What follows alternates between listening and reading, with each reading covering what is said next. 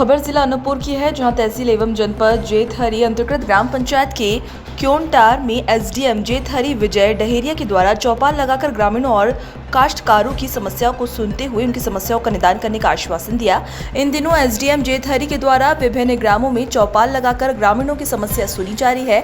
आपको बता दें कि मोजरबेयर पावर प्लांट कंपनी द्वारा पुनर्वास नीति के तहत कार्य न करने की बातों को लेकर ये चौपाल लगाई जा रही है। किसी के भी पक्ष किसानों और काश्तकारों द्वारा मुजावर द्वारा पुनर्वास नीति को दोहरी नीति के रूप में प्रस्तुत करने की बात कही गई, तो वहीं मजदूर यूनियन के अध्यक्ष जुगल किशोर ने भी इसका विरोध किया।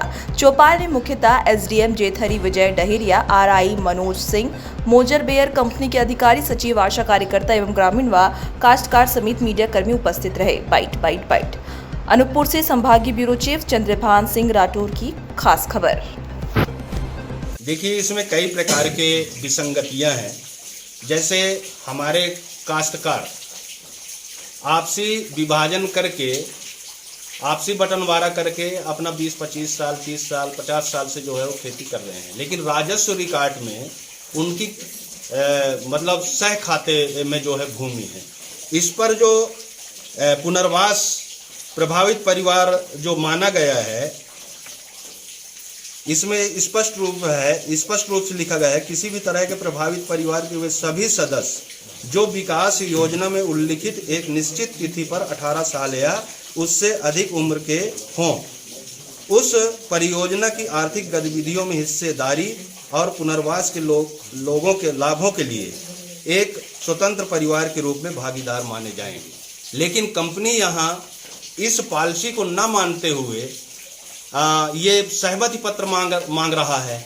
अब नौकरी का जहाँ सवाल हो, नियमित रोजगार का जहाँ सवाल हो, तो ऐसे परिस्थितियों में सहमति बन ही नहीं सकती। ये कंपनी भाईचारा को खराब कर रही है, आपस में विस्फोट पैदा कर रही है, आपस में कलह पैदा कर रही है, एक झगड़ा कराने का जरिया अपना ली है, जो पूर्णतः गलत है और इसे जिला प्रशासन को इस पर कार्रवाई करना चाहिए। आपका शुभ नाम? जुगल किशोर राठौर, अध्यक्ष संयुक्त ठेकेदारी मजदूर यूनियन सीटू। ग्राम पंचायत में आज चौपाल लगाया गया था सर, इसमें आपकी क्या राय है? मेरा तो इसमें ये राय है कि ये चौपाल किसानों के हित में कम है और मोजरबेयर पावर प्लांट के प्रबंधन के पक्ष में ज़्यादा है। इसमें देखिए प्रावधान है, यह नीति प्रदेश के लिए आदर्श नीति के रूप में रहेगी। विभिन्न विभाग अपनी अपनी पुनर्वास नीति की समीक्षा इन नीति के परिप्रेक्ष्य में करेंगे।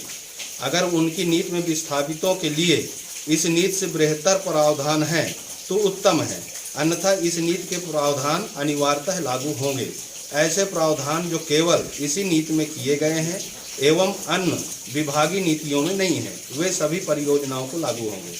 लेकिन कंपनी और जिला प्रशासन कर क्या रहे हैं? जिला प्रशासन और कंपनी के मिली भगत से डेली पुनर्वास के जो पैकेज हैं उसमें संशोधन किए जा रहे हैं, किसानों के हितों में कटौती किए जा रहे हैं।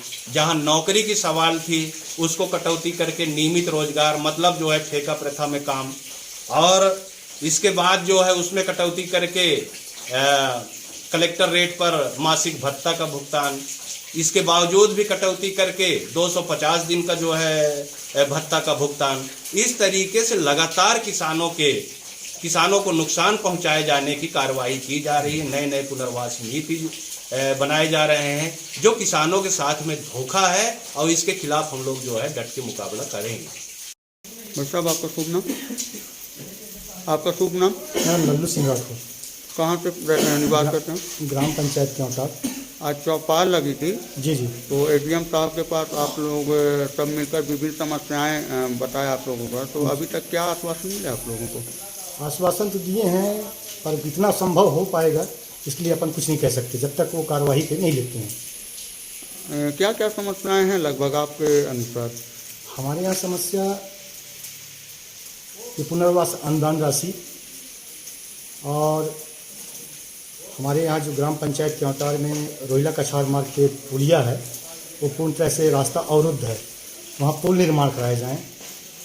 और भत्ता जो है पहले 8700 रुपये पहले फेस वालों को मिल रहा था, उसी हिसाब से सभी लोगों को, कृषक भूमि स्वामियों को, उनके बच्चों को भत्ता 8700 के मान से ही मिलना चाहिए, सभी लोग सामान्य रूप से।